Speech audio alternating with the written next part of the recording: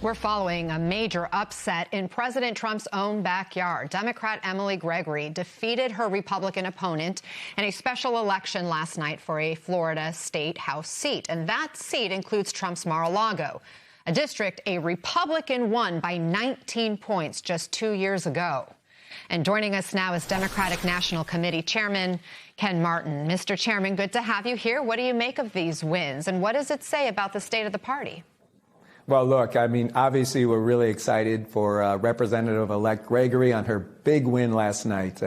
As you said, this is remarkable in the sense that it's in Donald Trump's backyard. As I've said all along, when you organize everywhere, you can win anywhere, including in Ruby Red, Palm Beach, there in the home of Mar-a-Lago. And so this was a 13% overperformance for the Democratic Party and, of course, our candidate there. And it continues a trend that we've seen throughout the whole last year. This is our 29th legislative flip. You know how many flips the Republicans have had in the last year? 0.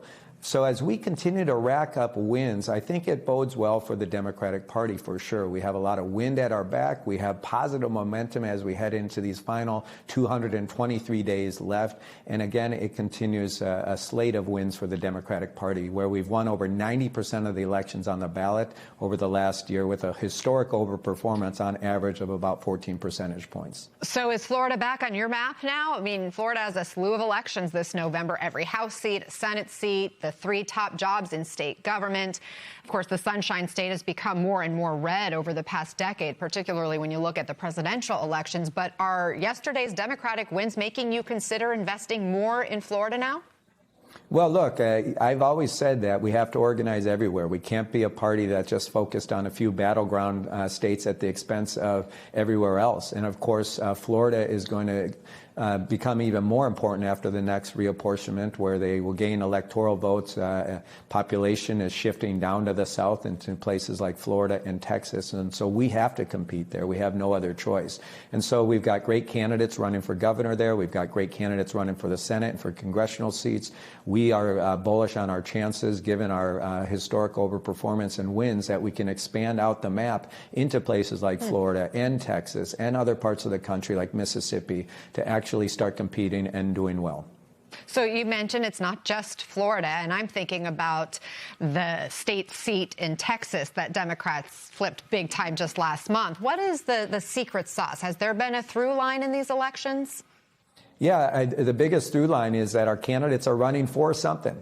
They're not just running against Donald Trump. Clearly, Donald Trump is failing with the American people. There's been a huge backlash to Trump and his policies that are not actually improving people's lives or making their lives more affordable, while he's focused on everything but. Our Democratic candidates are actually offering a positive vision about what they would do if they were put in power to actually make people's lives more affordable. And that's the through line. All of our candidates, from Emily Gregory to Taylor Remmett to James Malone to, Abigail Spanberger, Mikey Sherrill, Zoran Mamdani, all of them ran on a positive message on how they were going to actually make people's lives more affordable and make sure people have an opportunity to get ahead instead of just getting by. And, there's deep economic anxiety in this country, and Donald Trump just hit an all-time low. Only 29% of Americans right now believe that he's handling the economy well. He's hit an all-time low as it relates to his approval ratings and his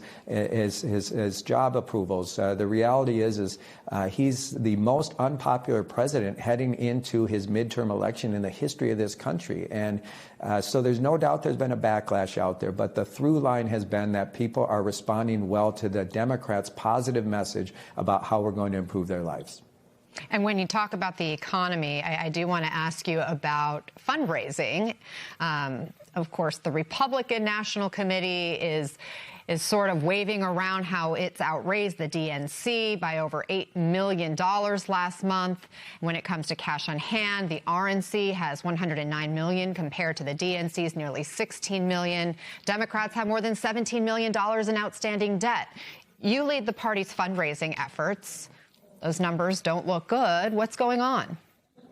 Well, look, last year we raised a record amount of money for the first year of a DNC chair. We raised over $105 million, but we made a big bet. And that bet was we were going to spend money to actually win elections. And boy, have we been winning elections, elections after elections. Over 90% of the elections on the ballot we won last year. And so I say this truly. I mean, look, we don't need to outraise the Republicans. That's been true in almost all of these races. Our candidates have been outspent. We just need to have enough money to compete so we can be in the ring and fight back. And the reality, that's what we've been doing. And so, you know, look, the number that matters to me is, do we have the money to compete? And the answer is yes, because that's what we've been doing all this last year.